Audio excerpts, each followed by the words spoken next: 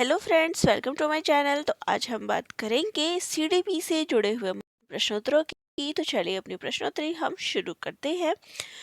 तो जैसे कि आप मेरे चैनल पे देखेंगे, सीडीपी से जुड़े हुए महत्वपूर्ण प्रश्नोत्तर करवा रही हूँ, जो कि आगामी आने वाली जो आपकी सीटेट की परीक्षा है उसके लिए महत्वपूर्ण है। तो चलिए अपने प्रश्नों को शुरू करते हैं।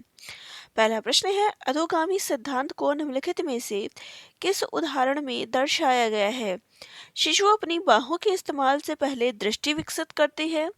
शिशु संज्ञानात्मक क्षमता विकसित करते हैं और फिर भाषा सीखते हैं। या फिर शिशु पहले अपने धड़ और फिर अपने हाथ और पैर हिलाना सीखते हैं। या फिर शिशु बुदबुदाने से पहले किलकिलाना सीखते हैं। तो राइट आंसर क्या हो जाएगा कि शिशु पहले अपने धड़ और फिर अपने हाथ पैर चलाना सीखते हैं। ठीक है, नेक्स्ट क्वेश्चन है, अभिकथन है, देखिए, आर्थिक रूप से कमजोर आय वाले परिवारों के बच्चों का बचपन उच्च आय वाले परिवारों के बच्चों की तुलना में बहुत अलग होता है। कारण क्या है? अलग अलग संस्कृतियों में बच्चों द्वारा बचपन का काल अलग अलग अनुभव किया जाता है। अब देखिए यहाँ पर क्या है, ए और आर दोनों सही है और आर जो है सही व्याख्या करता है ए की, या फिर ए और आर दोनों सही है लेकिन आर जो है वो सही व्याख्या नहीं करता है ए की। ए सही है लेकिन आर गलत है, ए और आर दोनों गलत है। तो यहाँ पर देखिए राइट आंसर हो जाएगा कि ए और आर दोनों कथन क्या है, सही है, और आर जो है यानी जो कारण है वो इसकी सही व्याख्या कर रहा है। नेक्स्ट क्वेश्चन है, बेहतर एथलेटिक क्षमताएं नियमों के साथ खेलों में भागीदारी तार्किक विचार प्रक्रियाएं जो ठोस अनुभवों के आसपास केंद्रित होती है कि किस अवधि के लक्षण हैं? शैशवावस्था, प्रारंभिक बचपन, मध्य बचपन या फिर किशोरावस्था? तो राइट आंसर है ऑप्शन नंबर 3, मध्य बचपन।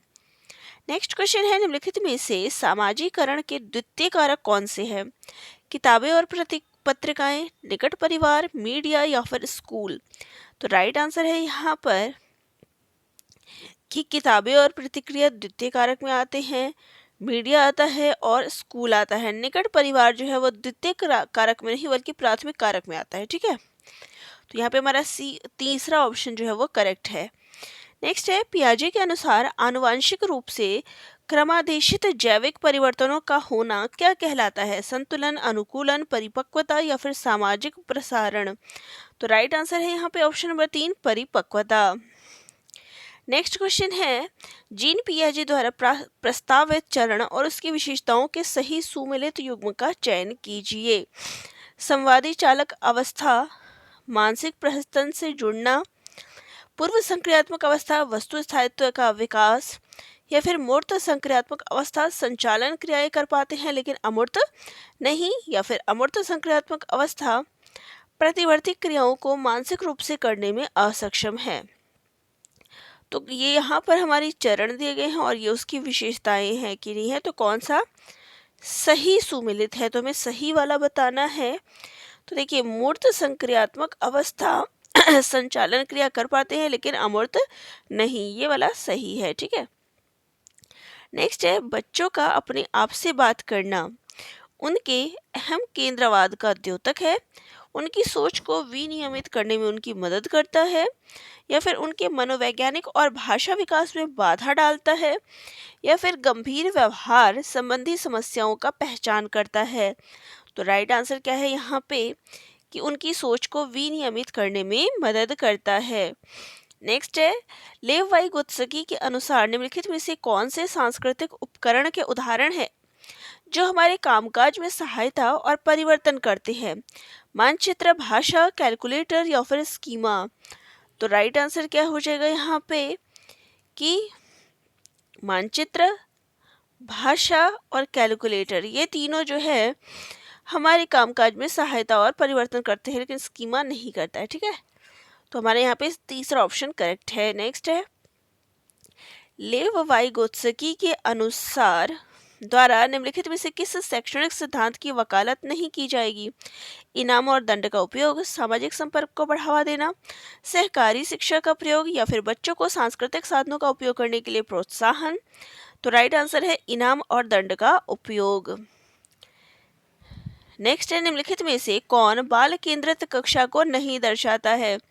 गतिविधि के अनुसार बैठने की व्यवस्था में परिवर्तन, या फिर बच्चों की प्रगति गुणात्मक रूप से और विकास के सभी पहलुओं को ध्यान में रखते हुए रिपोर्ट की जाती है, या फिर शिक्षक पाठ्य पुस्तक पढ़ता है और छात्रों की नकल करने के लिए ब्लैकबोर्ड पर उत्तर लिखता है, या फिर बच्चे जो कर रहे हैं उसमें तल्लीन है?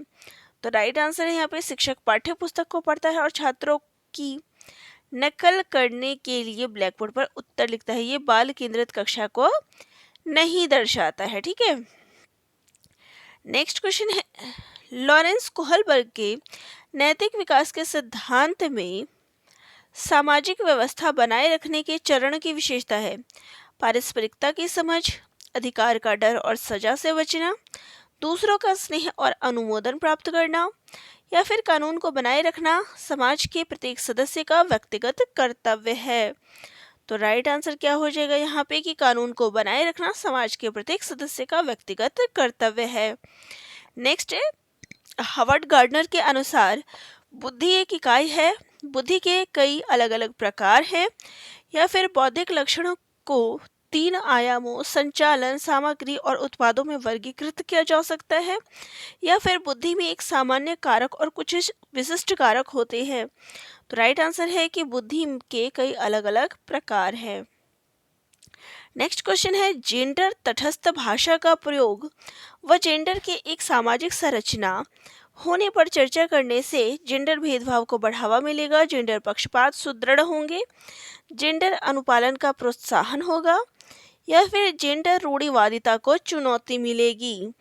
तो राइट आंसर है कि जेंडर रूढ़िवादिता को चुनौती मिलेगी।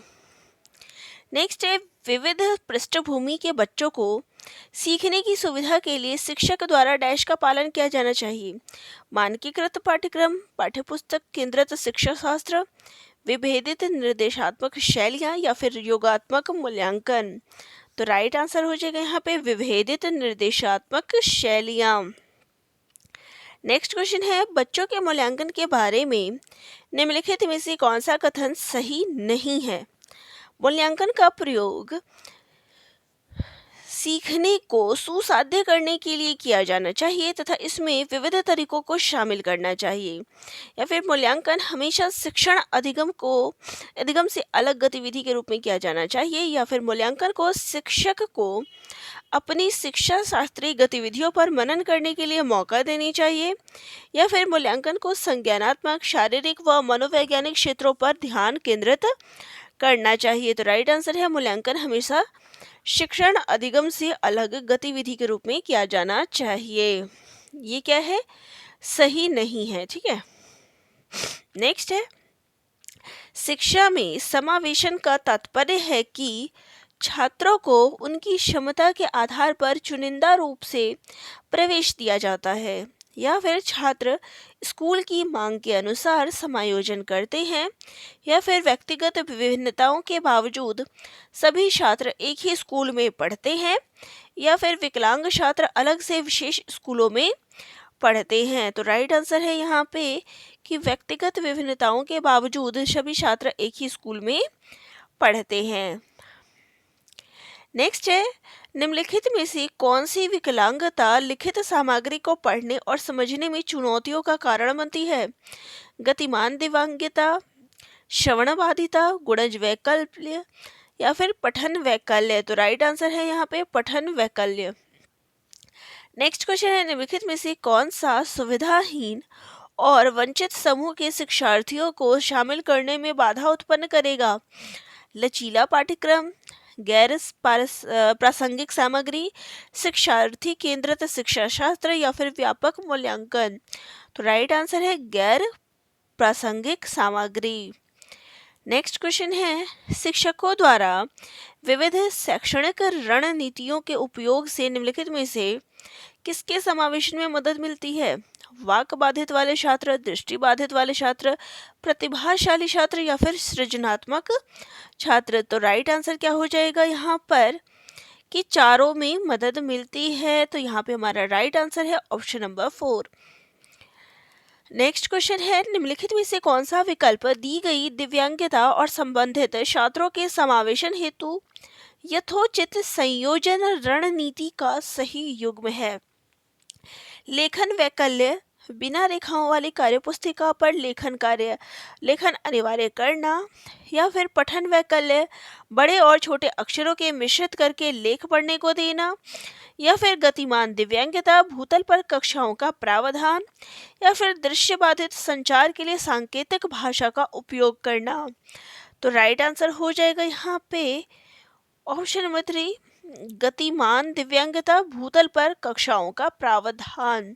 ये क्या है, सही है। ठीक है, नेक्स्ट है, निम्नलिखित में से कौन सा विकल्प विद्यार्थियों की सोच को सुसाध्य करता है?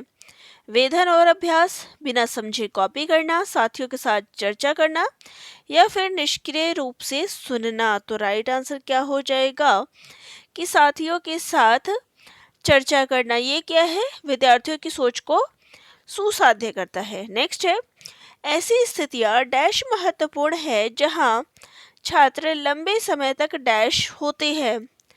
टालना, निष्क्रिय, पैदा करना, निष्क्रिय, निषेध करना, सक्रिय, सुदृढ़ करना, आज्ञाधीन। तो राइट आंसर हो जाएगा यहाँ पे टालना, निष्क्रिय। तो देखिए, ऐसी स्थितियां टालना महत्वपूर्ण है जहां छात्र लंबे समय तक निष्क्रिय श्रोता होते हैं। ठीक है, नेक्स्ट है, अधिगम के संदर्भ में निम्नलिखित में से कौन सा कथन सही है? छात्र सबसे अच्छा तब सीखते हैं जब वे सांस्कृतिक रूप से अप्रासंगिक गतिविधियों में भाग लेते हैं, या फिर सार्थक गतिविधियों में भाग लेने पर छात्र सबसे अच्छा सीखते हैं, या फिर छात्र सबसे कम तब सीखते हैं जब वे सांस्कृतिक रूप से प्रासंगिक गतिविधियों में भाग लेते हैं, या फिर विद्यार्थी सबसे कम सीखते हैं जब वे सार्थक गतिविधियों में भाग लेते हैं। तो राइट आंसर क्या हो जाएगा यहाँ पे कि सार्थक गतिविधियों में भाग लेने पर छात्र सबसे अच्छा सीखता है।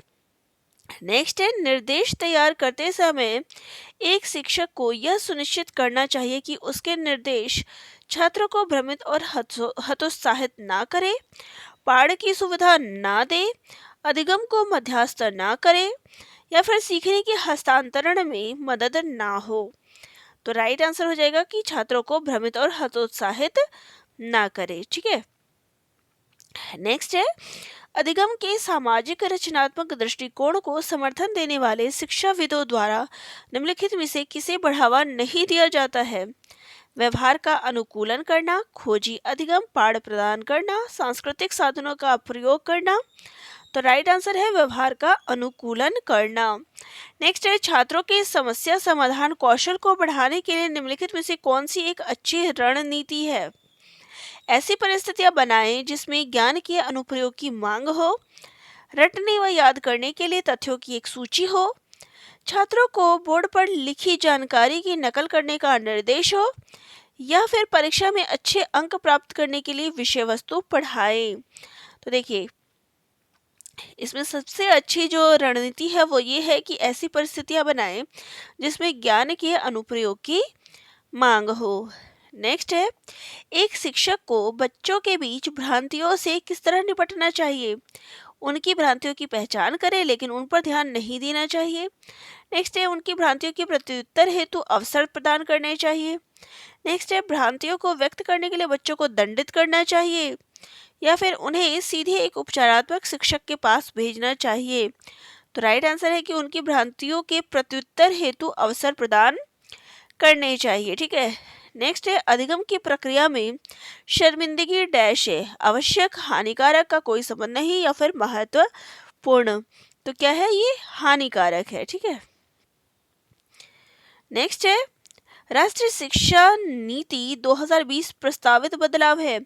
मानकीकरण से लचीलापन, रचनात्मक मूल्यांकन से योगात्मक मूल्यांकन, संरचनाओं की समझ से परीक्षा के लिए सीखना, बहुविषयता में से कठोरता। तो राइट आंसर क्या है यहाँ पे कि मानकीकरण से लचीलापन। ठीक है, नेक्स्ट है, अधिगम को डैश के बजाय डैश की ओर निर्देशित किया जाना चाहिए। प्रतियोगिता, अनुकृति, अनुकृति प्रतियोगिता, रटने समझने, या फिर समझने रटने। तो राइट आंसर है कि अधिगम को रटने के बजाय समझने की ओर निर्देशित करना चाहिए। तो चलिए, ये थी हमारी प्रश्नोत्तरी। और ये जो है सॉल्व पेपर 2022 का प्रश्न पत्र था। तो यहाँ पर प्री-वाईक्यू भी मैं करवा रही हूँ और आप सभी के लिए महत्वपूर्ण सीडीपी के प्रश्न उत्तर भी है। तो आप सभी ने देखा कि ये कैसा प्रश्न पत्र पेपर में पूछा जाता है।